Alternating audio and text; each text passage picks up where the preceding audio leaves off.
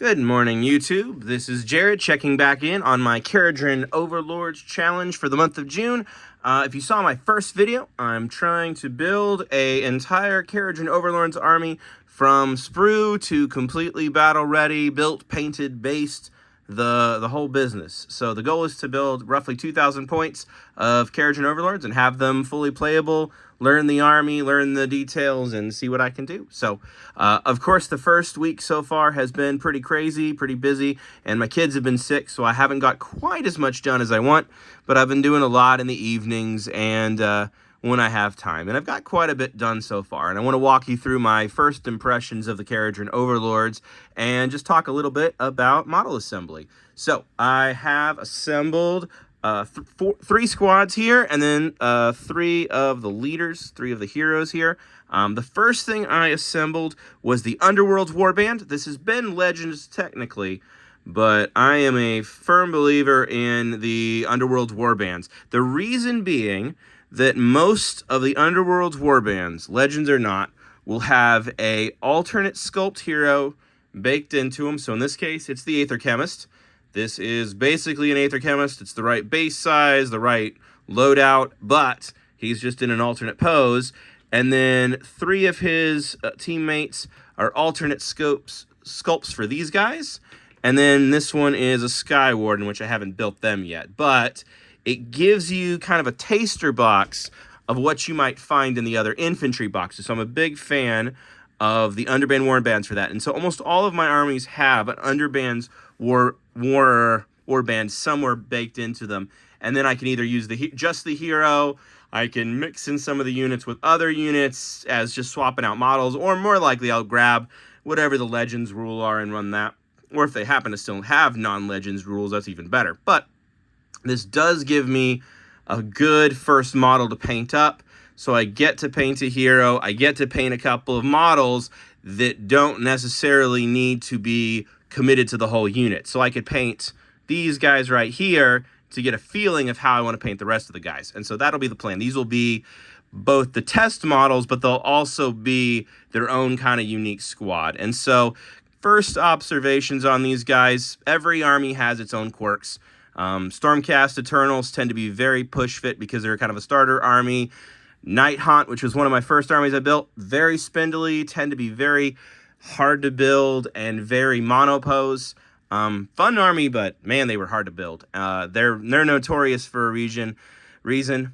And then the Kharadrons, very short, very compact units. Obviously, they are dwarves, I suppose.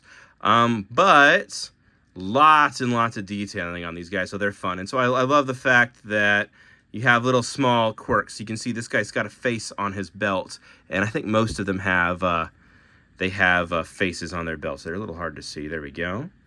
And so that's kind of an interesting little feature. They're covered in lots of doodads, and I could see spending hours and hours painting every single little bolt and different plate on here, or I can see running 3 or 4 different contrasts and some highlights on it and calling it a day. So probably for the heroes, I'll put more time into them, and for the infantry, that will be a lot more speed paint. So I'll find a nice little balance. I'm still thinking about the theme.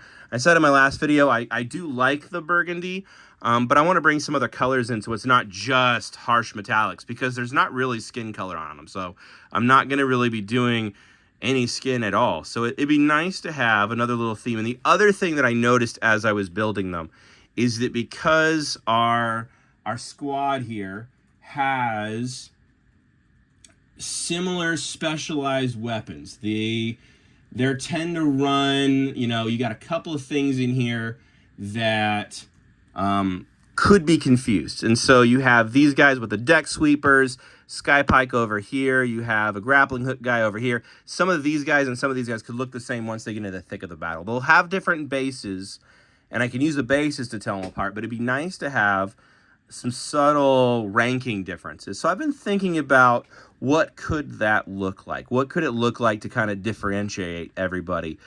Since they are essentially kind of a pirate force, but not And this is where I've been going back and forth, because on one hand, I love the pirate motif. I've always loved the pirate aesthetic, but they don't read as pirates to me. They really just don't. I mean, we do have, and I gotta highlight this guy. This guy has the mechanical bird, and I absolutely adore it. This guy's got more of a pirate thing. You know, we kind of got the blunderbuss. We've got the bird. Okay, I see some pirate. Yeah, the Thunderers definitely have the most pirate kind of theming to them, but you don't have quite as much swashbuckling, quite as much of the, you know, the leathers and the colors. Maybe I could work it into it, especially, I guess, once they're against the ships, but it's hard to go old school, you know, Errol Flynn pirates when it's this steampunk. And so when I was thinking about the theme, part of me wants to have a little bit more of a pirate theme, because we've got the grappling hooks, because we've got the shotguns, the deck sweepers.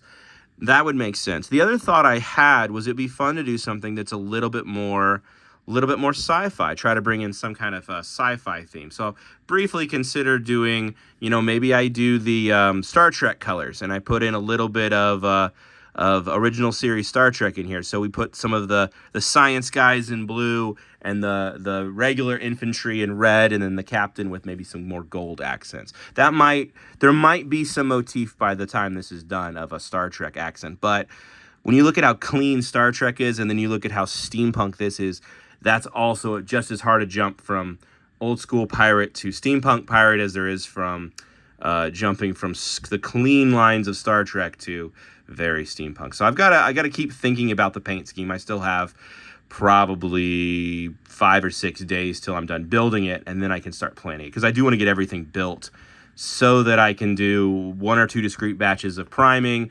And then when I prime, I'm going to prime everything in black, and then I'm going to dry brush it in white. And then I find that really picks up the speed paints really nicely, allows me to see the details, and then I can control how dark or bright the models are. And that'll really allow me to have that feature here. So looking at the models, I did see the Endrigger Indirigible. My goodness, this guy's got a lot of stuff on him. He is a very busy model. This is the model I probably spent the most time thinking I should build him in sub-assemblies. My last couple armies have done so many sub-assemblies on. I've gotten honestly really sick of sub-assemblies.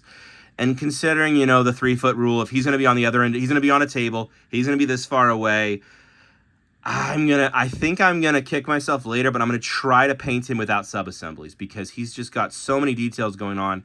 But I'm not planning to do, at least at this point, a lot of contrasting colors where it'll be immediately obvious if you can't tell that, you know, this tiny little pipe way in there is the wrong color. So I'm going to try not to sub-assemble near as much. They're wearing helmets instead of heads, so oftentimes I've had entire armies where the heads were painted separately and then glued on separately.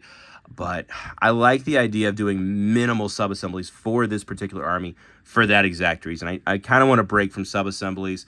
I hate having to glue over paint. If you've ever had to do it, it's an absolute chore. But so far, really liking these guys, especially these Thunderers here, that all of them having a unique, separate guns. So we've got a rocket launcher and a deck sweeper and a shotgun and a fumigator, and then whatever this guy's weird gun was called. But they all have their own unique steampunk kind of sci-fi looking weapon. We've got one pipe guy over here. My anchor guy, like I talked about in the last video, is here. He's got the big old school anchor going on right here. That's really fun. But I do really like them. They're gonna definitely be tricky to paint. And they had a lot of spindly bends. I had a couple of guys. This guy's beard snapped on me, and I had to kind of do a little bit of glue job, and I lost a little bit of detail on it. But it's not noticeable unless you know to look for it. So there's been a couple things like that. I wanted to show off. I'm gonna move these guys back. I want to show off one building technique that I've picked up. One of the things I'm a big proponent of, I use the Tamiya extra thin cement. A lot of YouTubers recommend this. I'm sure you've probably heard of it. But I always buy it in a 2-pack when I buy it off of Amazon. And so I use up the first half of the first bottle, and then I start throwing sprues into it and turn it into the sprue goo. And so if you've ever heard people talk about sprue goo, one of the easiest ways to make it is once you're almost done with your first bottle of Tamiya thin cement, you start dropping your sprues in, and then you get this nice, really thick liquid sprue that you can use for gap filler. And so far, most of these guys popped right together. These guys are push fit, and so I had to cut off the pins to put them together and then glue them, because otherwise they would have had some really nasty gapping. Those pins were really awful. And so almost all of their pins were cut off and then replaced with Tamiya thin cement. And then in 1 or 2 cases, I had to run in with this stuff and kind of clean some things up. But the nice thing is you can use this thin cement right here to remove some of the roughness. And so when you have something that has crazy tiny little details, I'll give you an example. This guy's a good example. So on his little thing right here where you have this little tiny, you have to glue on a valve, you can actually take just a drop of this stuff and use it to kind of clean up the bits, and you can kind of soften down where the sprue was. Those little sprue bits. And so you can do that, and I'll probably go back and tap that a few more times later off camera and use that to clean it up. You'll also notice this guy had the classic break in his line, and so I do not want to be painting this guy with his line broken. So I figured on camera, while I have you, I'll show you how I go about fixing this. And so what I'll do is I'll take the sprue goo, and you always want to watch out. This stuff has a bad habit of spider webbing. You see how you get the little lines right here? Maybe you can see it on camera, maybe you can't. But I'll take just a tiny drop of this, and since it's liquid sprue, just tap, tap, tap. You have to be so careful, though, because this stuff will absolutely eat your details. But if you tap that in, give it a little push, give it a little hold like that. Let's see if I can get my camera here to focus like that. That should fix that gapping. And so by the time it dries, it'll turn back into the same material as the sprue. And then when I prime it, you will be unable to tell that pipe wasn't 100% run as it was supposed to be, but it's already setting up correctly. So I figured I would film how I fix that kind of thing. And this valve, because I tapped it with the glue, is already just a little bit off kilter. And so one of the other things you can do is if you ever have a part that dries just a little bit funny, instead of trying to force it or break it or cut it, you can actually take just a drop of the Tamiya thin cement, since you used it to glue, and just gently, whoop, there it goes. Gently is not something I'm good at. There we go. And you can actually use it to reset stuff. And so Tamiya thin, if you start with Tamiya, you can actually use Tamiya to clean your work up. And so it's easy, as you just saw there, to get that. So that was misaligned, and now it's aligned correctly. And then we have this little pipe over here. And as you can see, that little gap is almost gone. It might need one more layering, just like that. Or if I hold it like here. The other thing you can do to hold it is sticky tack's always your best friend. You'll notice that all of these guys are on Gatorade lids that have been spray painted several times, if not many times, and then a little bit of sticky tack. You got some blues and some greens and some pinks on a bunch of these. That's because the last army I painted was Inch. And so I painted blue horrors and pink horrors, and they came out nice. And then for all of my fire effects, I used Hex Wraith. And so Hex Wraith Flame is a green color, so all the fires are green. So the Brimstone Horrors I made green, just to give my army its own flavor. And I was really happy with how that came out. But that is just about set in the 2 minutes that I've been talking here, so I'm really happy with that. And this is in the right place. So he is ready to be primed.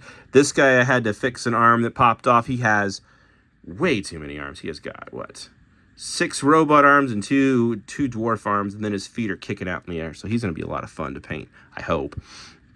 But that's what I've got so far. Next project I have is on the 2 batches of the Sky Wardens and then the Endriggers. So I will be doing that in the very next video, showing off both of them, and then hopefully we'll be primed by next week. Over this weekend, I'll be able to prime and then start thinking about paint colors, but I'm also assembling the boats. We got to get the ships done. So thank you for watching. I hope this was interesting, and I will talk to you next time as I continue my Kharadron project. Bye.